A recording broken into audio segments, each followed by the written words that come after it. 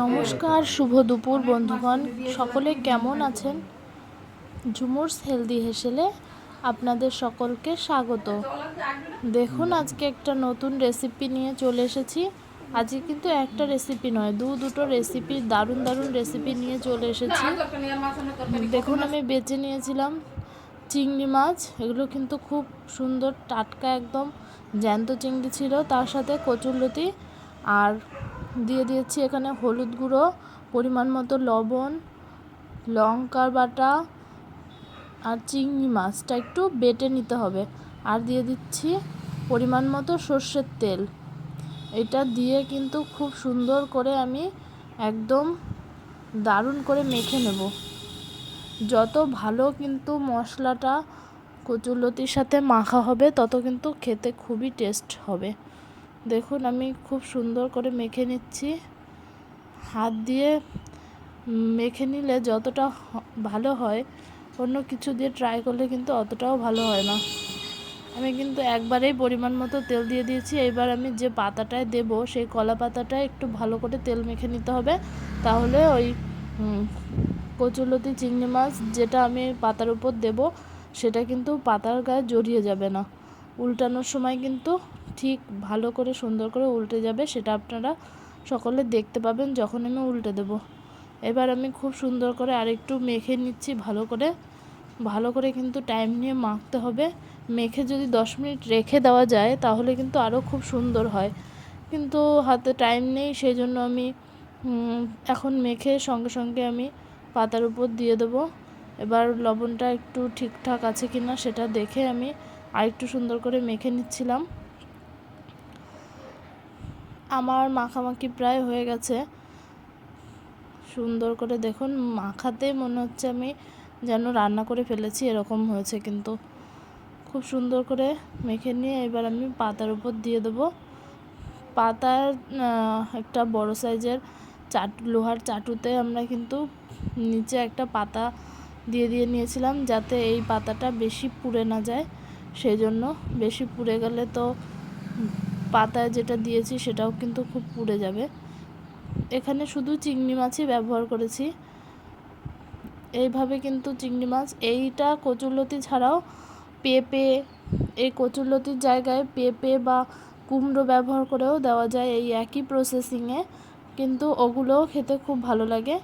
অবশ্যই আমি অন্য ভিডিওতে শেয়ার করব কুমড়ো দিয়ে এই পাতায় দেওয়াটা চিংড়ি মাছ। দেখুন, যে তেলটা আমি দিয়েছিলাম আর কিন্তু তেল দিইনি, সেই তেলটাই পাশে চলে এসেছে। ভাজা কিন্তু এক পিঠ হয়ে গেছে এবং অন্য পিঠ উল্টে দিতে হবে। সাইডে আমি ভেজে নিচ্ছিলাম আর মাছ। দেখুন, এবার উল্টে দেওয়া হচ্ছে। কিভাবে উল্টানো হয় সেই প্রসেসিংটাও দেখিয়ে দিচ্ছি আমি। যে একটা সরু প্লেটের মাধ্যমে আর এর নিচে পাতা লেচে দেওয়া হচ্ছে, যাতে একটু পুড়ে না যায়। নাহলে কিন্তু ওই নিচের পাতাটা কিন্তু বেশি পুড়ে যায়। আর যদি পাতা না ব্যবহার করা হয় নিচে, তাহলে কিন্তু অনেকটাই পুড়ে যাবে। তাহলে কিন্তু আর খেতে ভালো লাগবে না। এবার এই দেখুন, উল্টে দেওয়া হচ্ছে। এইভাবে উল্টে দিতে হবে। এই দেখুন, তাও হালকা হালকা পুড়েছে। হালকা হালকা দাগ লাগলে কিন্তু খুব সুন্দর লাগে খেতে। এই পোড়া গন্ধটার, স্মেলটার জন্যই কিন্তু আরও বেশি ভালো লাগবে। এবার একটু ঢাকনা দিয়ে ঢেকে দিতে হবে।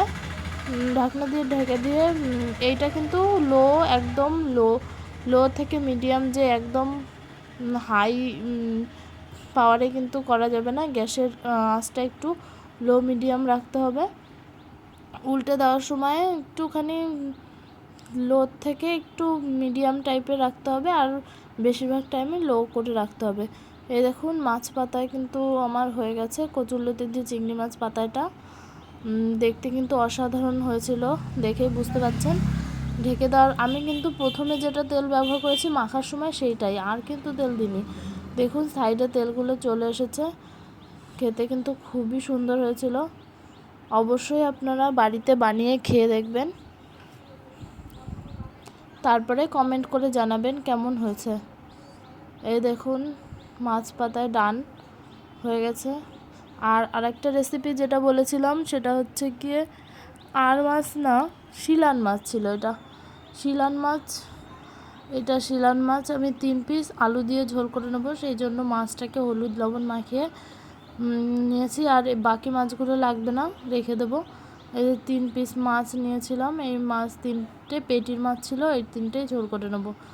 ওই মাছ ভাজা হয়ে গেছে, এবার আলুটাকেও লাল লাল করে কড়া করে ভেজে নিতে হবে। মাছ আর আলু ভাজা হয়ে গেছে। এবার মশলার মধ্যে দিয়ে দিয়েছিলাম লঙ্কা বাটা, একটা পাকা টমেটো, জিরের গুঁড়ো, ধনের গুঁড়ো, পরিমাণ মতো লবণ, হলুদ সব দিয়ে মশলাটা খুব সুন্দরভাবে কষিয়ে নিতে হবে। দেখুন মশলাটা কষানো হচ্ছে, একটু সামান্য জল দিয়ে আর একটু ভালো সুন্দরভাবে কষিয়ে নিতে হবে। আমার ভিডিও আপনাদের কেমন লাগে সেটা অবশ্যই কমেন্ট করে জানাবেন। আর যদি ভালো লেগে থাকে তাহলে অবশ্যই পাশে থাকবেন। আর যদি নতুন বন্ধু হয়ে থাকেন তাহলে বেল আইকনটা প্রেস করে সাবস্ক্রাইব করে বেল আইকনটা প্রেস করে দেবেন অবশ্যই। ধন্যবাদ। তো এখন ওই মশলাটা কষানো প্রায় হয়ে যাচ্ছে। দেখুন মশলা কিন্তু একটু ভালো করেই কষাতে হবে, নাহলে কিন্তু মশলা থেকে কাঁচা গন্ধ বেরোয়, তাহলে সেটা কিন্তু ভালো লাগে না।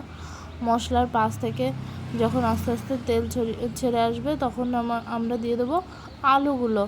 তাই তো আলুগুলো দিয়ে একটু সুন্দর করে ভালো করে কষিয়ে নিতে হবে। তো মশলাগুলো দিয়ে দিয়েছি। এই মশলা কষানোটা একটু টাইম ধরে আস্তে আস্তে কষাতে হবে। বেশি জোরে জাল দিয়ে দিলে কিন্তু মশলাটা পুড়ে যাবে, কিন্তু তরকারিটার টেস্ট হবে না, পোড়া পোড়া গন্ধ আসবে শেষে। তা হয়ে গেছে, এই যে দিয়ে দিয়েছি। এই যে দেখুন আমি সেই স্পেশাল যে কচুলতি পাতায় যে রান্না করেছিলাম সেটা থেকে কিন্তু ভাত মাখিয়ে